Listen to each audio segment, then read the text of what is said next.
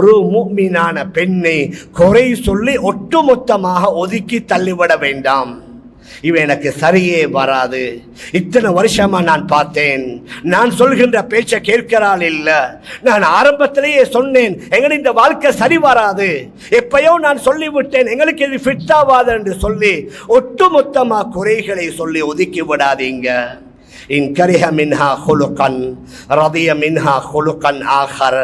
நீங்க ஒன்று ரெண்டு குணங்களை வெறுக்கிறீங்க, ஆனால் நீங்கள் திருப்தி அடைகிற எத்தனையோ குணங்கள் அந்த பெண்ணிடத்தில் இருக்கும், ஆனால் அது உங்களோட கண்களுக்கு விளங்காது.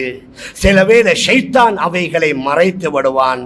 அதனால தான் ஹதரத் ரசூலுல்லாஹி ஸல்லல்லாஹு அலைஹி வஸல்லம் சொன்னார்கள், அவர்களுக்கு இன்னும் சில உரிமைகள் இருக்கின்றது. எங்கட பேச்சு அவர்கள் கேட்கிற மாதிரி நாங்களும் அவர்களுடைய பேச்சை கேட்கணும். அவர்கள் பேசுவதை கேட்பதற்கு டைம் ஒதுக்கணும். ஆனால் அநேகமாக நாங்க பார்க்கலாம், சில வேளை எங்கட வேலை வெட்டிகளை முடித்துட்டு வீட்டுக்கு வந்தா நாங்க தான் பேச்சாளர்களாக இருப்போம்.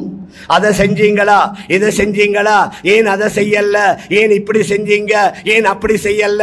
மேலான பெரியார்களே, சகோதரர்களே, நம்முடைய பேச்சை கேட்கிற மாதிரி அவர்களுடைய பேச்சை மட்டுமல்ல, ஹதரத் ரசூலுல்லாஹி ஸல்லல்லாஹு அலைஹி வஸல்லம் அந்த மனைவிமார்களுடைய கதையை கூட கேட்டிருக்கிறாங்க. ஆயிஷா அனலகிக அபி ஸரஇல் உம்மி ஸரா, ஆயிஷாவுடைய கதையை கேட்கிறாங்க. நபி அவர்களுக்கு எவ்வளவு வேலை, எவ்வளவு பிஸி, எக்கச்சக்கமான பணிகள், பொறுப்புகள்.